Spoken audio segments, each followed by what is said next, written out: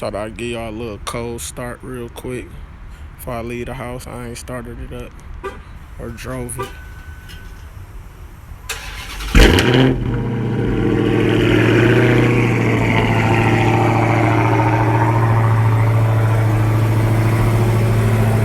Why not show y'all my old school?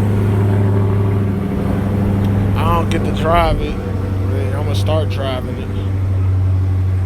This it. Got a 454 pig block, headers, exhaust hole 9, everything original. We gonna see under the comments who know what kind of car it is. Pretty sure y'all know. So yeah, this is my old school Monte Carlos. I'm gonna bring it out probably tomorrow, clean it up. But it's my little startup on that. Look at the lights, man. I love that.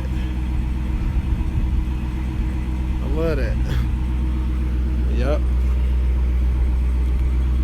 We'll let y'all see what's under here. Not yet. I did a good job on my yard too.